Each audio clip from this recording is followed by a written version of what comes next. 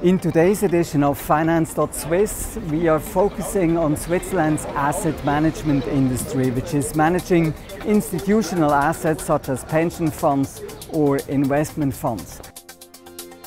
At the Asset Management Association Switzerland, I'm meeting Adrian Schatzmann, the CEO of the association.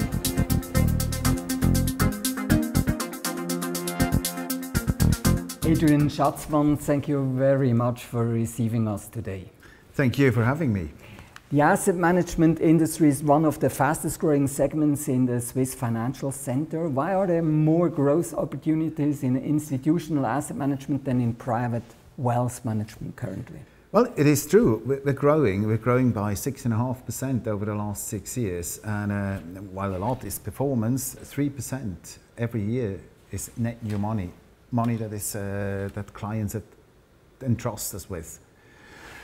If I look at the drivers for this growth, I would say I see 3 areas. Obviously, we have a strong pension fund system, which keeps on growing. Sustainable finance is a huge opportunity. And third, exportability, managing assets on behalf of foreign investors. Currently, 1/3, 33%, or about 1 trillion Swiss francs, is from abroad. How do you see the growth potential in the international segment? Well, if we want to grow here in Switzerland, we need to grow abroad. The asset management market is an attractive market, it's a highly competitive market, but there are limits, size limits, and I would say we also see signs of saturations. So to grow abroad is an imperative.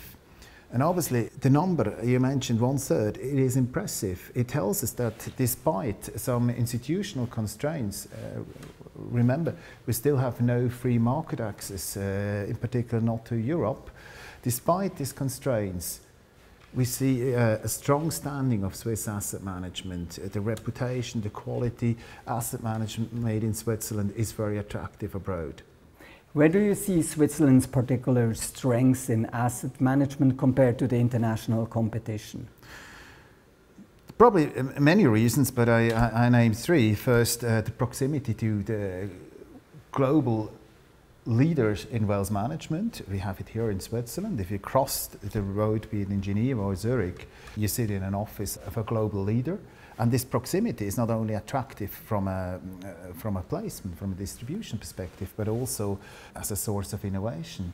Wealth managers, a leading wealth manager asks constantly for unique, innovative product, and they must be among the best. Otherwise, you don't end up on the shelf. And what we learn here in Switzerland, I'm sure that can be exported for international asset managers also to other locations. But we also have, second, a high quality of life. It's easy for us to attract talent. And number 3, we obviously take advantage of the overall favorable conditions here in Switzerland, political, legal stability, efficient infrastructure, and comparably low taxes. You mentioned sustainable finance as leading growth factor in the asset management industry. The Swiss government has recently published its sustainable finance strategy with the goal of establishing a leading sustainable finance center here in Switzerland. What contribution can the asset management industry give to this goal?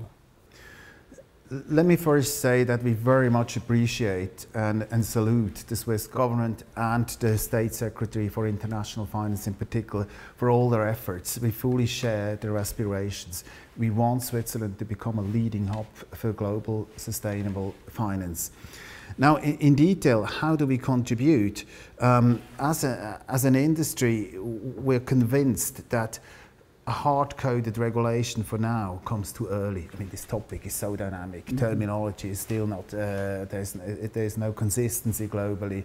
There are new topics coming up. So if you regulate today and make things in stone, you're going to regret tomorrow because it's going to be outdated. So what we very much stress is the importance that a self-regulation can play, and we have contributed, for example, last year by publishing our self-regulation, which focuses on products, investment products, transparency to prevent greenwashing, but also sets certain standards to make sure that an institution, an asset manager offering sustainable investment products fulfills certain standards.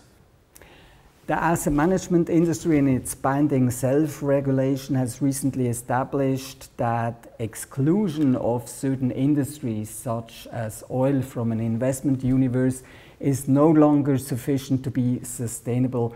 Why are you rejecting this exclusion approach? Mm-hmm. Well, we are not rejecting exclusion. If a client requires the asset manager to exclude certain sectors, it's our fiduciary duty to do so.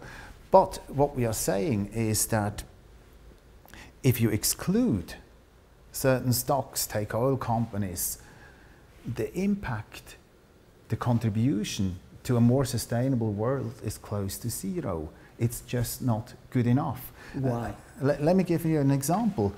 If I, as a sustainable asset manager, if I sell off an oil company, it basically changes hands in the secondary markets from, let's make this very tangible, green hands to almost by definition less green hands. I care about sustainable investments, about certain standards, otherwise I wouldn't sell it, and the buyer typically pays less attention to this. So, but net, the target investment company, the oil company, is not deprived of any money. The impact is very limited. I just look a bit greener in my portfolio, but if we are realistic, we don't contribute at all. What is your alternative then? Well, in the primary market is easy. You invest in a sustainable company and you have direct, measurable, tangible impact. Most of our assets are invested in the secondary market, and there our credo is engagement over inclusion. And what that means is that we make use of our typically large holdings in companies, and use not only our voting rights, but engage with the management of a company, follow through their net zero plans as an example, make sure that this is implemented and followed up with investment actions which correspond to this goal. And to accelerate this in Switzerland, we are publishing together with Swiss Sustainable Finance pretty soon a Swiss Stewardship Code, which covers not only asset managers but also asset owners. So it covers all relevant actors here in Switzerland. And it may be just a first step, but it's an important step. We have to walk the talk. So in short, engagement over exclusion.